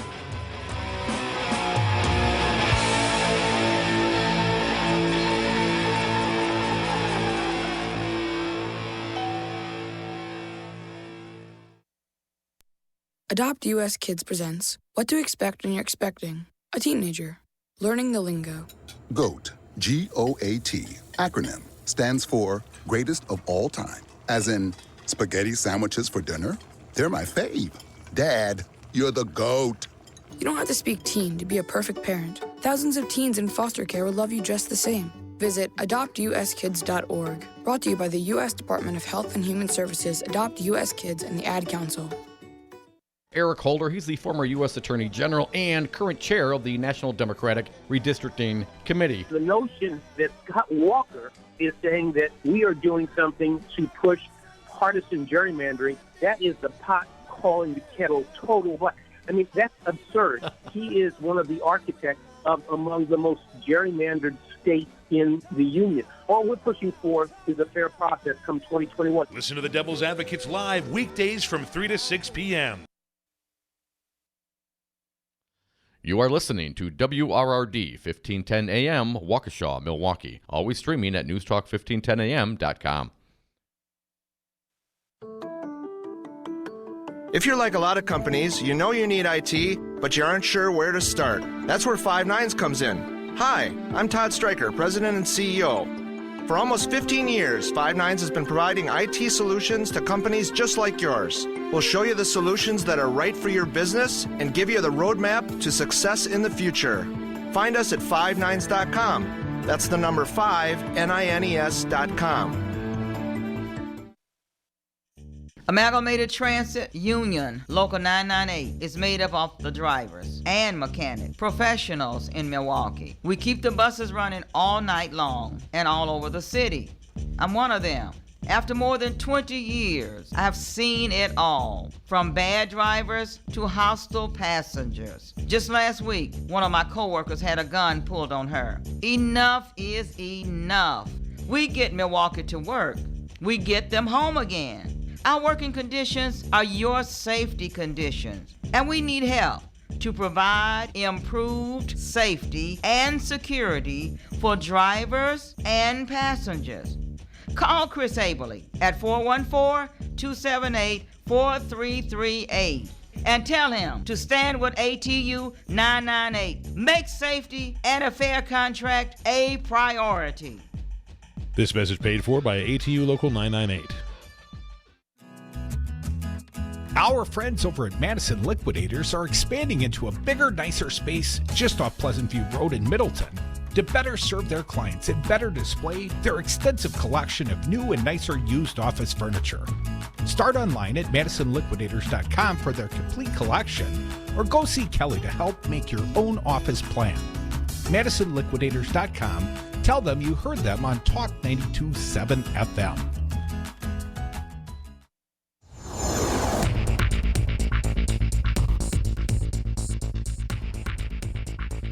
For WRRD and WTTN, I'm Stu Daniels with your headlines. PolitiFact Wisconsin checked a claim by Wisconsin State Representative Ron Tussler, who represents the Appleton area, that mass shootings are down under Donald Trump. Tussler made the comment on Facebook and added that Trump's base doesn't hate anyone. PolitiFact said Tussler's claim is ridiculous on multiple fronts and rated it pants on fire. And the Brewers were off yesterday. They start a 3-game series with the Rangers tonight at Miller Park. Outside tonight, mostly clear, lows in the low 60s in Milwaukee, upper 50s in Madison. Tomorrow, mostly sunny with highs in the upper 70s. You're listening to WRRD and WTTN, Wisconsin's political talk.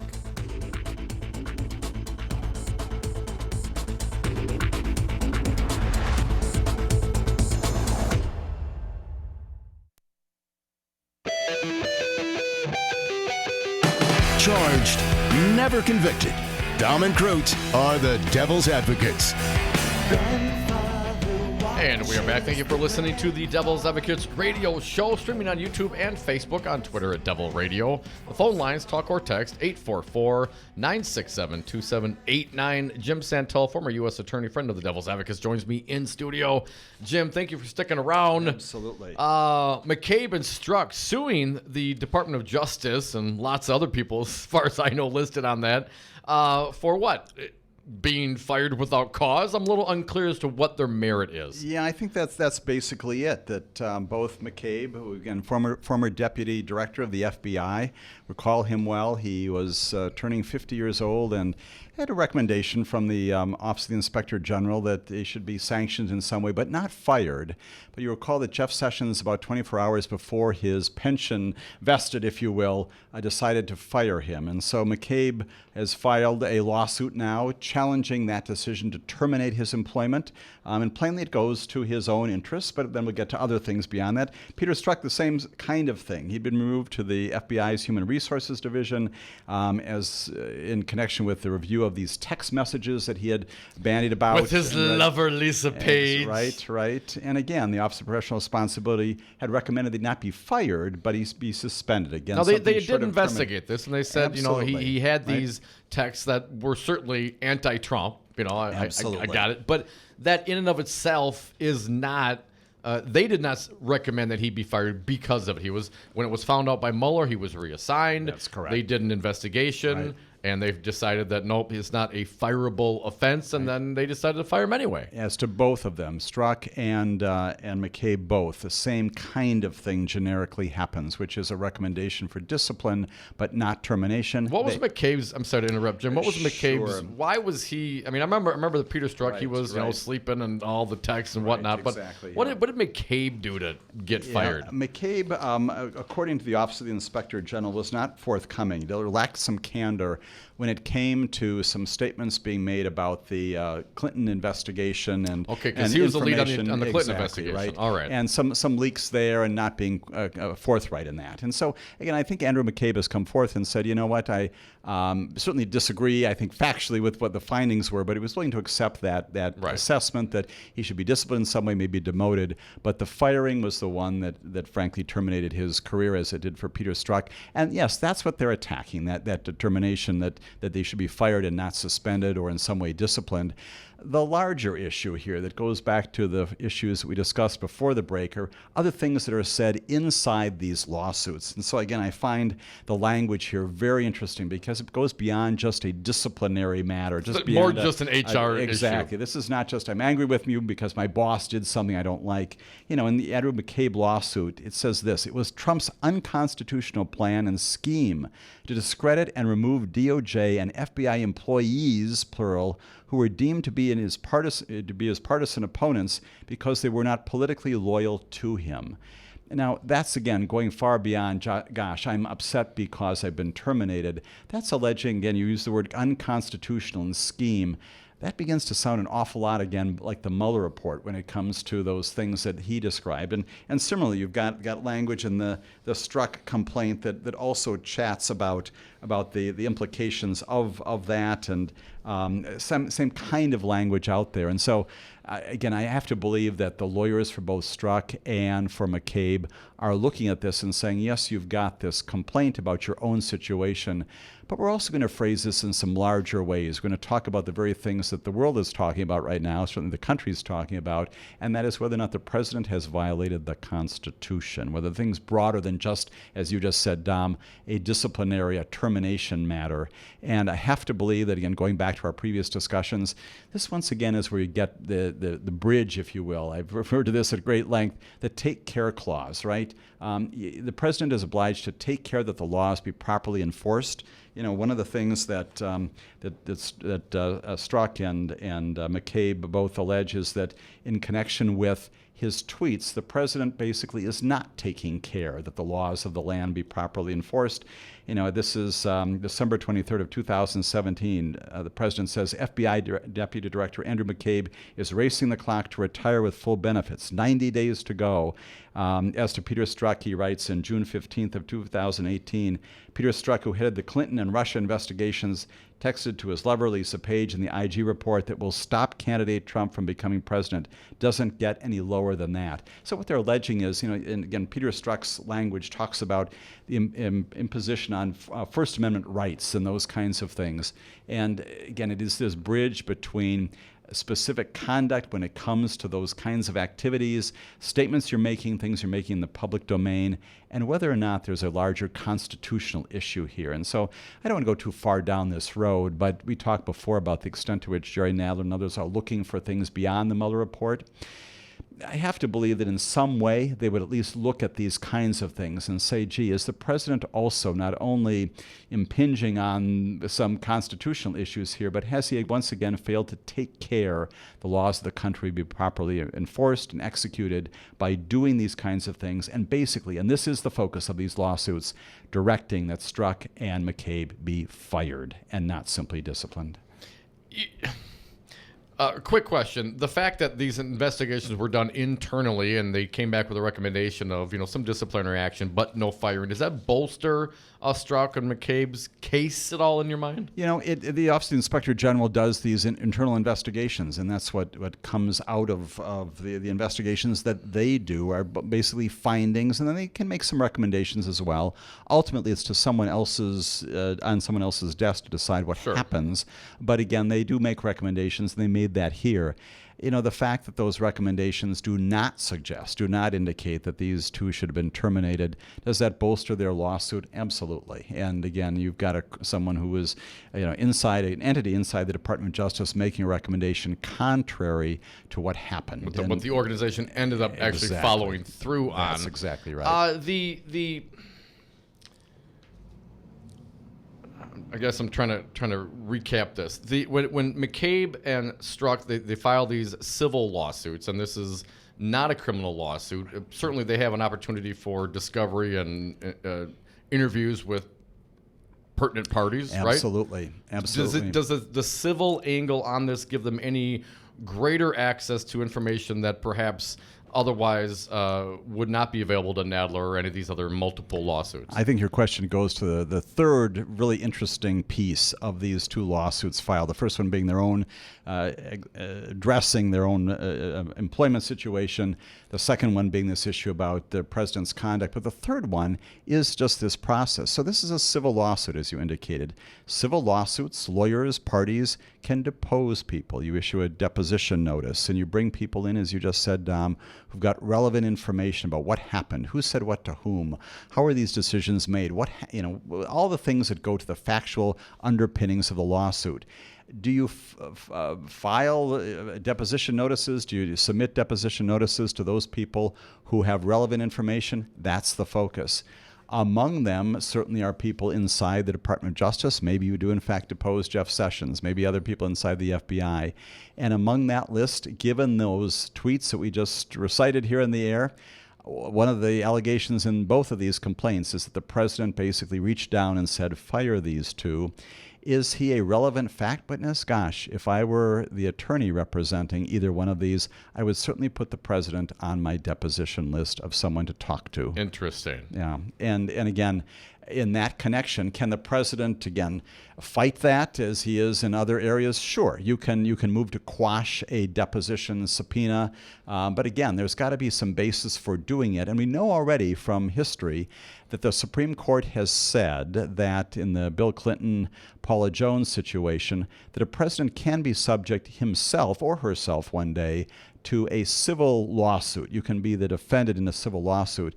It's far less intrusive to be deposed than it is to be a named defendant. And so, not that this issue has specifically been addressed, but even though Donald Trump probably will challenge it, the notion that that the courts, perhaps even the Supreme Court, would say, no, a sitting president cannot even be deposed about facts in a civil matter.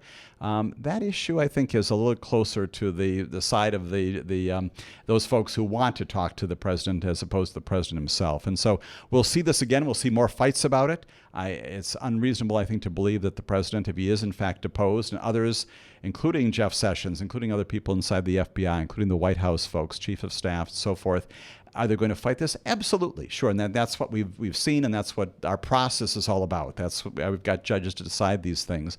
But again, different from a criminal proceeding, different from Capitol Hill issuing subpoenas and going, because you've got different processes here. All related concepts, you bet. The notion, once again, of an absolute immunity, probably not in a civil proceeding. There are things called qualified immunity, other things that we can talk about at great length, but probably certainly not a complete shutdown when it comes to people who have factual information relevant to a pending civil lawsuit that does have, at least facially, some merit to it. Folks, you're listening to the Devil's Advocates radio show. Jim Santelle, former U.S. attorney, in studio with me. Jim, if we step back and look at the, say, an org chart of the FBI today versus an org chart of the FBI prior to Donald Trump's winning the presidency. Look, and I'm just going off the top. I think the entire head of that organization has been chopped off. That's the way it appears to me. When you see the pictures on the television of a former FBI, former, I mean, all these people whose names I didn't know before Trump got into office have now come into our lives and gone just as quickly.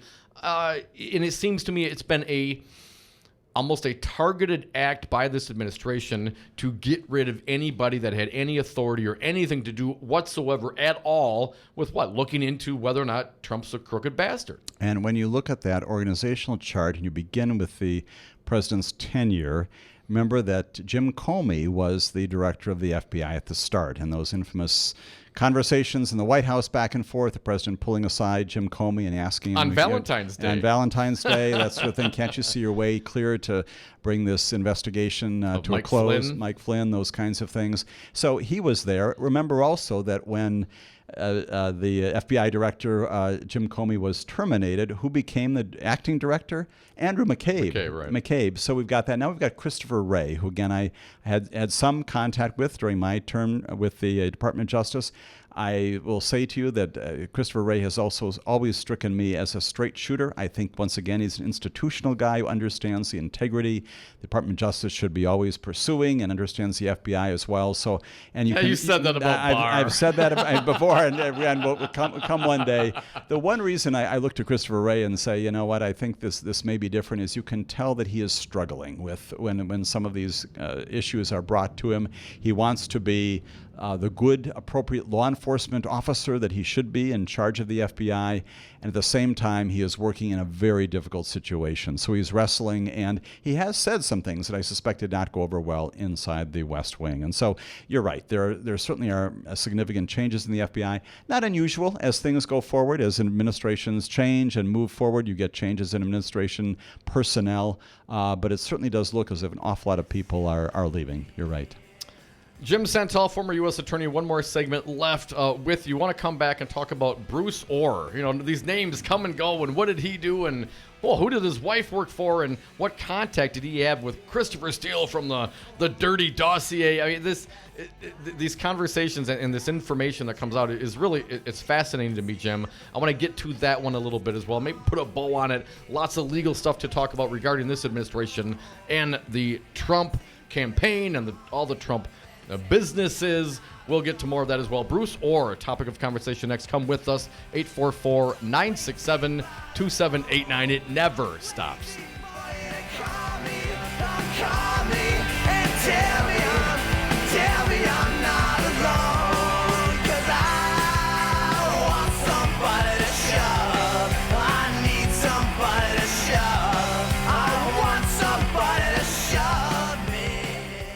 They hire usually good people. You're fired. You're fired. You're fired. You're fired. You're fired. You're fired. You're fired. You're fired. You're fired. You're fired. Just remember, what you're seeing and what you're reading is not what's happening. You concerned about speaking up at work? Do you feel like you have no say in your day-to-day work routine? Join Teamsters Local 344. Call 414-258-4545. Get a seat at the table. Join your brothers and sisters in negotiating for better wages, hours, and working conditions, and be part of the most powerful union in North America. Teamsters Local 344 covers sales and service throughout Southeast Wisconsin and package and airlines statewide. Contact Teamsters Local 344 at 414-258-4545 or at local344.org. I don't see the support. I don't support it. Wisconsin Senate Majority Leader Scott Fitzgerald doesn't see the support for legalized medicinal marijuana, even though the 2018 midterm referendum in 11 counties and the city of Waukesha passed by over 79%. Call Scott Fitzgerald at 608-266-5660. Tell him you support legalized medicinal marijuana. No, I don't see it. This message was paid for by the People for People Corporation.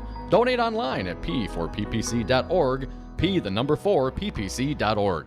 Have a drink at Regano's Roman Coin. This neighborhood corner tavern is as classic as the street it occupies. Family owned and operated since 1966, Regano's Roman Coin is located in a former Pabst Tide House on historic Brady Street, serving an array of craft beers with a focus on Wisconsin breweries. Also, weekly drink specials, trivia on Wednesdays, seasonal sporting events, parties hosted for all occasions, and pet friendly. Open 11 a.m. Tuesday through Friday, 10 a.m. Saturday and Sunday, closed on Monday. Regano's Roman Coin, Milwaukee's pet friendly, cash only order and classic corner tavern.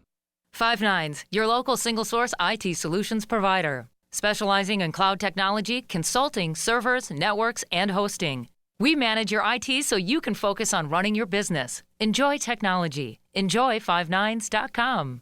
From Milwaukee to Madison, state government shapes our lives for better or worse. Let's talk about it. I'm State Representative Jocasta Zamaripa. Join me for the Jocasta Show, Mondays at 6 p.m. on WRRD, 1510 a.m.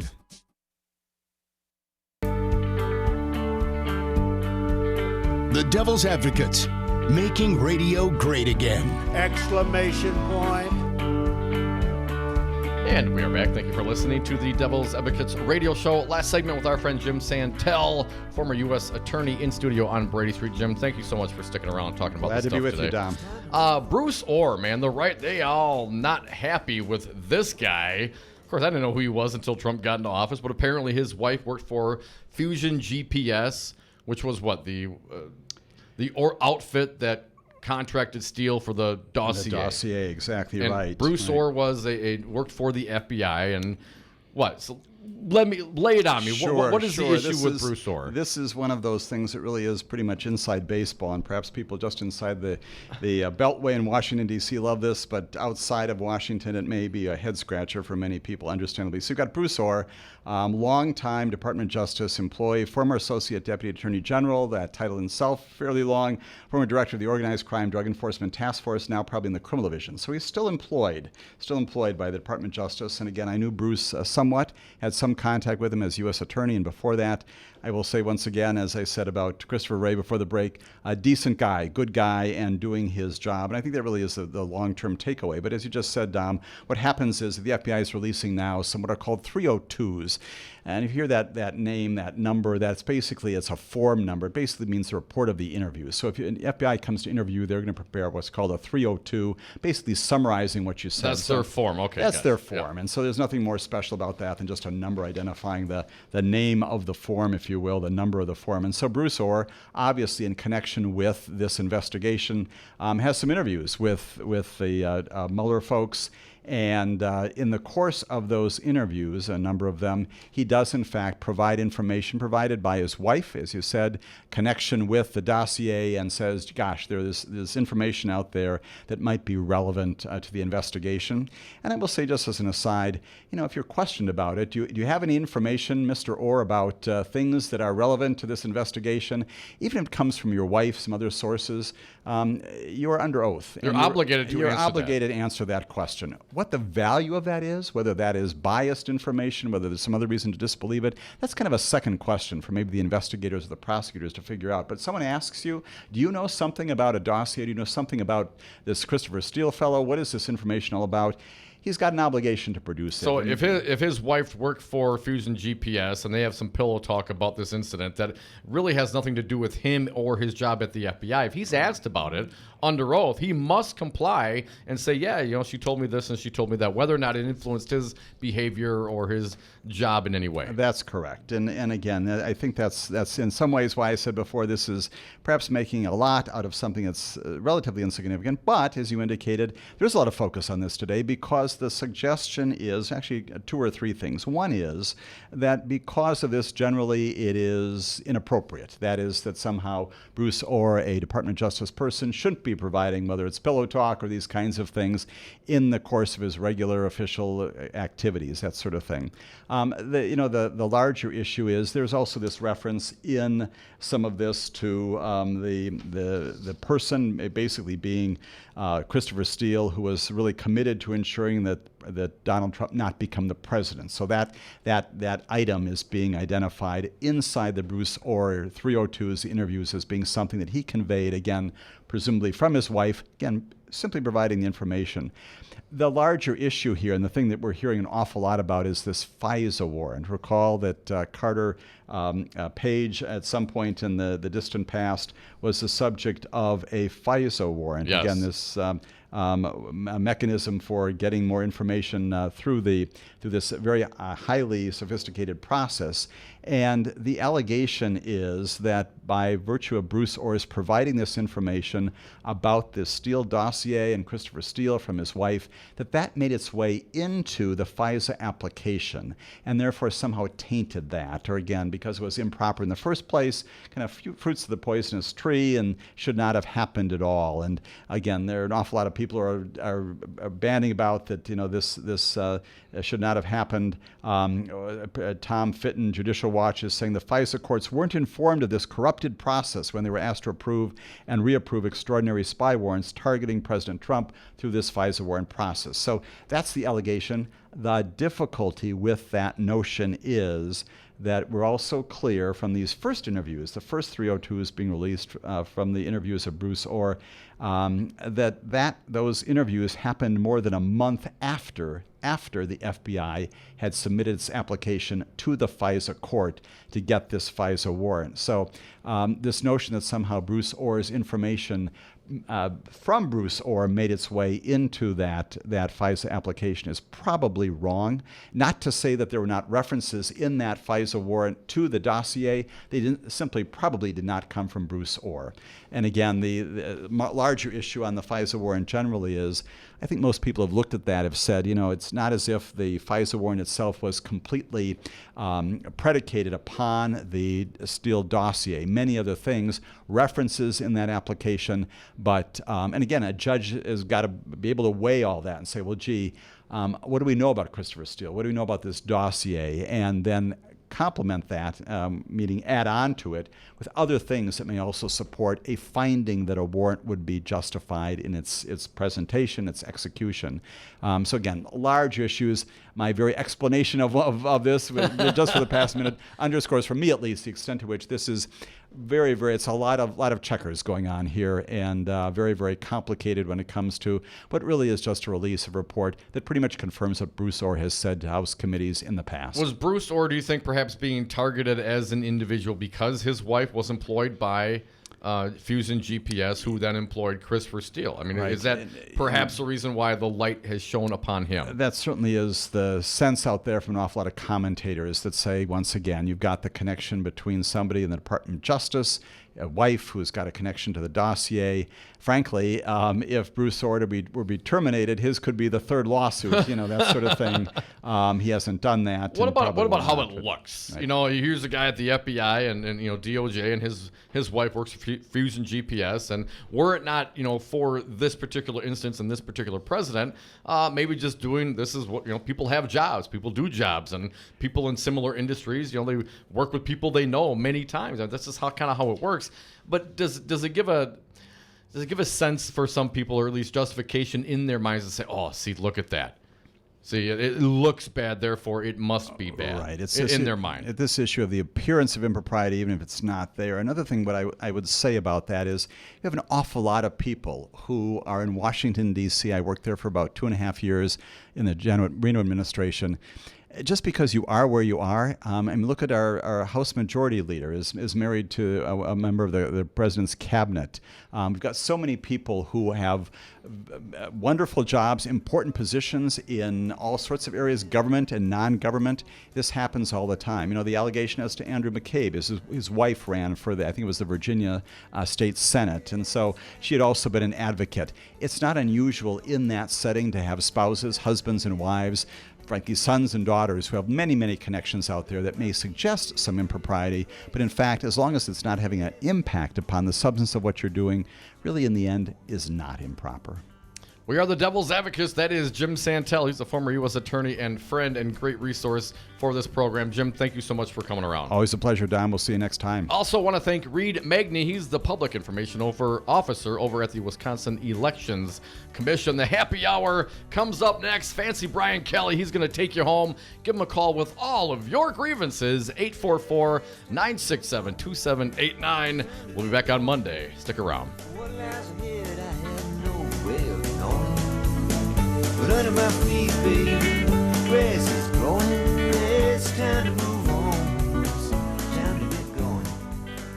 Want to see the super sexiest political show on earth? Check out the Devil's Advocates on YouTube. Time to get going.